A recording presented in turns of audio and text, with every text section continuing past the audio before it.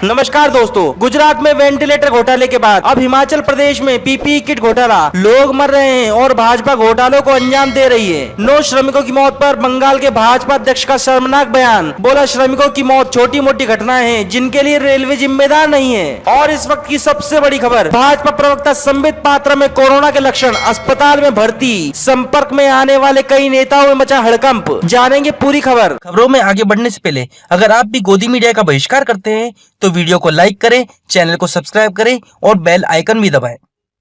खबरें अब विस्तार से। और इस वक्त की सबसे बड़ी खबर, भाजपा प्रवक्ता संबित पात्रा में कोरोना के लक्षण, अस्पताल में भर्ती, संपर्क में आने वाले कई नेताओं में मचा हड़कंप। जी हां दोस्तों, भारतीय जनता पार्टी के राष्ट्रीय प्रवक्ता डॉक्टर संबित पात्रा में कोरोना वायरस के लक्षण मिलने की खबर है। उन्हें फिलहाल गुरुग्राम के मेदांत मेडिसिटी हॉस्पिटल में भर्ती कराया गया है। हालांकि उनकी हालत सामान्य बताई जाती है। अस्पताल सूत्रों के मुताबिक पात्रा में कोरोना वायरस के लक्षण मिले हैं और उन्हें आईसीयू में रखा गया है। टीवी चैनल पर बीजेपी के सबसे चर्चित चेहरे संबित पात्रा में कोरोना वायरस के लक्षण मिलने की खबर पर बीजेपी के कई नेताओं में हड़कंप है। कई ऐसे नेता इस खबर से चिंतित हो रहे हैं जो हाल फिलहाल में संबित पात्रा के संपर्क में आए थे। इनमें ज्यादातर बीजेपी के टीवी पैनलिस्ट हैं जो बतौर प्रवक्ता न्यूज चैनलों के डिबेट में शामिल होते हैं। इस बीच बीजेपी के सूत्र के मुताबिक ऐसे नेता एहतियात कोरोना वायरस की जांच कराने की तैयारी में है। हालांकि देश में कोरोना वायरस के बढ़ते मामलों की वजह से संबित पात्रा का काफी पहले से लोगों से मिलना जुलना कम हो गया था। वह टीवी चैनलों के दफ्तर में भी नहीं जा रहे थे, बल्कि अपने आवास या फिर पार्टी ऑफिस से ही टीवी डिबेट्स में लगातार भाग ले रहे थे। इस कारण से उनके संपर्क में आने वालों की संख्या कम रही है। लेकिन बीजेपी दफ्तर में जाने से वहां लोगों से मिलने जुलने से कई लोगों के संपर्क में आने की खबर है। आपको बता दें, संबित पात्रा को कोरोना वायरस के संक्रमित होने की खबर जैसे ही ट्विटर पर आई तो लोगों ने संबित पात्रा पर तंज कसना शुरू कर दिया। दरअसल हम सब जानते हैं कि संबित पात्रा सिर्फ धर्म की राजनीति करते हैं, जिसके कारण वे बहुत बार विपक्षियों के निशाने पर बने रहते हैं। और ट्विटर पर भी उन्होंने पिछले कुछ महीनों में मुसलमानों को लेकर आपत्तिजनक ट्वीट भी किए थे। सेवक पप्पू यादव अपने ट्वीट में लिखते हैं, संबित पात्रा जी में कोरोना के लक्षण का संदेह, वायरस का लक्षण तो 2014 से ही दिख रहा था। वह शीघ्र मानसिक और शारीरिक रूप से स्वस्थ हो जाए। कोई पता करे कि वह किस मरकज में गए थे, प्लीज उनका कोई मजाक ना बनाए।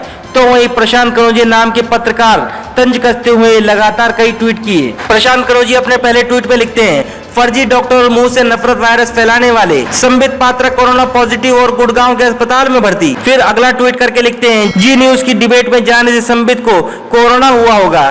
पहली बार किसी वायरस ने अपनी प्रजाति को धोखा दिया है। मैं उनके जल्द ठीक होने की कामना करता हूं। पुनीत कुमार सिंह नाम के ट्विटर यूजर लिखते हैं, अमर उजाला की सूचना के अनुसार संबित पात्रा को कोरोना हो गया है, अब वायरस के बचने की उम्मीद कम है। तो वही प्रशांत कनौजिया संदेहास्पद ट्वीट करते हैं, सूत्रों से पता चला है कि छत्तीसगढ़ पुलिस के सामने 2 जून की पेशी से बचने के लिए संबित पात्रा ने कोरोना का ढोंग किया है। जी हां दोस्तों, अटकलें ये भी लगाई जा रही है कि कई संबित पात्रा पुलिस से बचने के लिए तो जुगाड़ नहीं कर रहे। आपको बता दें, संबित पात्रा पर पिछले दिनों 2 एफआईआर दर्ज कराई गई थी, जिसमें उनकी पहली पेशी 20 मई को थी, जिसमें वे अनुपस्थित थे, जिसके चलते उनकी अगली पेशी की तारीख 2 जून की है। बहरहाल अटकलें जो भी हो, हमारी दुआएं संबित पात्रा के साथ हैं। ईश्वर उन्हें जल्दी ही अच्छा स्वास्थ्य प्रदान करे। 9 श्रमिकों की मौत पर बंगाल के भाजपा अध्यक्ष का शर्मनाक बयान। बोला, श्रमिकों की मौत छोटी मोटी घटना है जिसके लिए रेलवे जिम्मेदार नहीं। जी हां दोस्तों, अब तक श्रमिक स्पेशल ट्रेनों में 9 मजदूरों की मौत हो चुकी है। बता दें कि इन मजदूरों की मौत कोरोना से नहीं हुई है,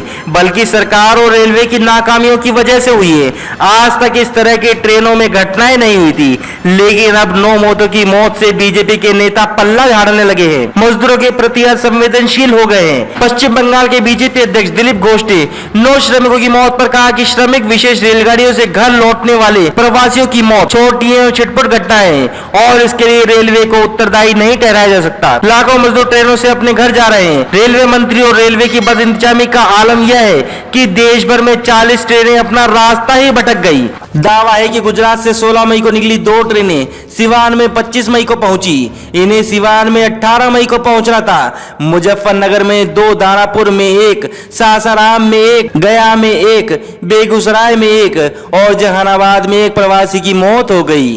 इरशाद नाम के एक छोटे बच्चे की भी गर्मी के कारण मौत हो गई। ट्रेनों का अपने गंतव्य पर देरी से पहुंचने का कारण उनका रास्ता भटकना बताया जा रहा है। गुजरात से सिवान जाने वाली ट्रेन अपना रास्ता भटककर उड़ीसा के राउरकेला और बेंगलुरु पहुंच गई। मतलब जो लोग पटरियों पर कटकर नहीं मर रहे, वह अब सफर करते हुए भूख प्यास से मर रहे हैं। पहले प्रवासी मजदूर सड़कों पर पैदल चलने से मर रहे थे, ट्रेन के नीचे आने से मर रहे थे और अब वो ट्रेन में सफर करते हुए भी मर रहे हैं। दैनिक भास्कर की स्टोरी के मुताबिक श्रमिक ट्रेनें कई दिनों से देरी पर चल रही हैं, जिसके कारण भूखे प्यासे मजदूरों की जान जा रही है।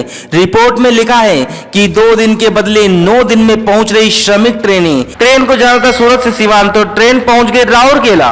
2 दिन में पहुंचाने वाली ट्रेन 8 दिन में अपने गंतव्य स्थान तक पहुंची।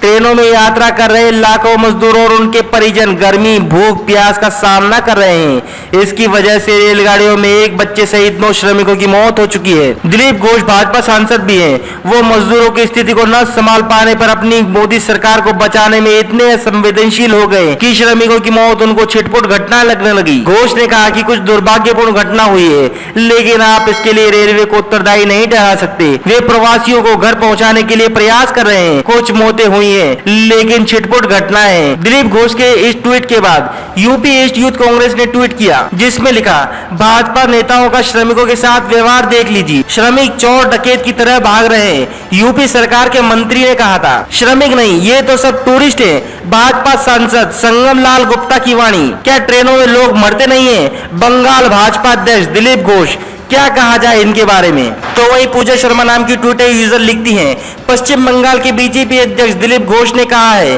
कि ट्रेन में मजदूरों की मौत होना छोटी घटना है। ऐसी घटना पर रेलवे और केंद्र सरकार पर आरोप लगाना गलत है। ये वही बीजेपी सरकार है जो लाशों पर राजनीति करती है। थू है ऐसी राजनीति पर। श्रमिकों की दुखद मौत पर सेवक पप्पू यादव ने अपने ट्विटर अकाउंट से एक पोल आयोजित किया, जिसमें उन्होंने लोगों से पूछा, क्या श्रमिक ट्रेन का समय पर परिचालन सुनिश्चित करने के लिए पीयूष गोयल और रेल अधिकारियों को उसमें बांधकर 47 डिग्री तापमान पर भारत भ्रमण कराना चाहिए? जिसका उत्तर जानकर आप सभी को हैरानी होगी। हाँ पर 82.4% वोट मिले हैं और वहीं ना पर 17.6% वोट मिले हैं। गुजरात में वेंटिलेटर घोटाले के बाद अब हिमाचल प्रदेश में पीपीई किट घोटाला, लोग मर रहे हैं, भाजपा घोटालों को अंजाम दे रही है। जी हाँ दोस्तों, इस महामारी के दौर में घोटाले सामने आ रहे हैं, लेकिन मेन स्ट्रीम मीडिया में उनकी चर्चा ना के बराबर है। एक घोटाला गुजरात में हुआ है और एक हिमाचल प्रदेश में। गुजरात से खबर आई है कि सीएम विजय रूपाणी ने मेड इन गुजरात वेंटिलेटर का उद्घाटन किया था। वे वेंटिलेटर नकली थे। ये वेंटिलेटर कई अस्पतालों में लगा दिए गए हैं और बाद में पता चला कि नकली माल है। राज्य में इस तरह के 900 वेंटिलेटर लगाए गए हैं, जिनमें से 230 वेंटिलेटर केवल अहमदाबाद सिविल अस्पताल में है।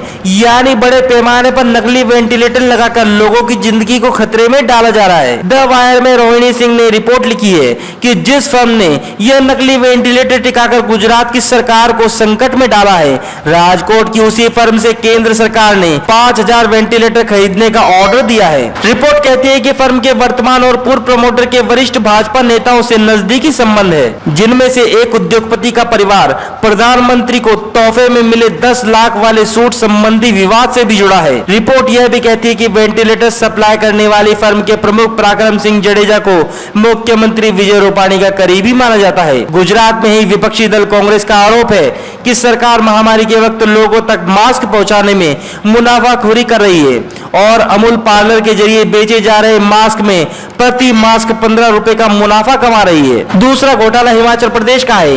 एक कथित ऑडियो क्लिप सामने आने के बाद स्वास्थ्य निदेशक अजय गुप्ता को गिरफ्तार किया गया है। इस ऑडियो क्लिप में करोड़ों रुपए के लेन देन की बातचीत है। एनबीटी के मुताबिक स्वास्थ्य निदेशक अजय गुप्ता के निर्देशन में परचेजिंग कमेटी ने 9 करोड़ की सप्लाई ऑर्डर दिए थे। इसमें मोहाली की एक ही फर्म को 5000 पीपीई किट का ऑर्डर दिया था। ऑडियो में 5 लाख की दलाली भी इन्हीं पीपीई किट की डील के लिए की जा रही थी। इस मामले के सामने आने के बाद राज्य के बीजेपी प्रदेश अध्यक्ष राजीव बिंदल ने अपने पद से इस्तीफा दे दिया है। इस घोटाले में राजीव बिंदल का नाम लिया जा रहा है। मामले की जानकारी एक पत्र के जरिए पीएमओ तक पहुंचाई गई। पत्र में लिखा है, पहले सैनिटाइजर खरीद घोटाला आया और अब पीपीई किट घोटाला। अगर घोटाला अपराध है तो महामारी के समय घोटाला करना मानवता के प्रति अपराध है, लेकिन लोग मर रहे हैं और सरकारें घोटाला कर रही है। इससे ज्यादा शर्मनाक है कि भाजपा द्वारा किए जा रहे इन घोटालों को गोदी मीडिया बड़े ही चालाकी से छिपाने में कामयाब होता जा रहा है और ये सब हो रहा है कभी तबलीगी जमात के नाम पर तो कभी हिंदू मुस्लिम के नाम पर। दरअसल इस कोरोना काल में लोगों को चाहिए कि वह ऐसी मीडिया का बहिष्कार करें जो डेमोक्रेसी का चौथा स्तंभ होने का खोखला दावा करती है। अगर आपको हमारे द्वारा दिखाई गई खबरों में कुछ भी नई जानकारी मिलती है तो इसे ज्यादा से ज्यादा जनहित में शेयर करें ताकि लोग गोदी मीडिया के द्वारा चलाए जा रहे फेक प्रोपेगेंडा से बचे रहें। तमाम ताजा खबरों के लिए हमारे साथ बने रहिए और सब्सक्राइब करें इंडियाज रियल पॉलिटिक्स, भारत की सच्ची तस्वीर।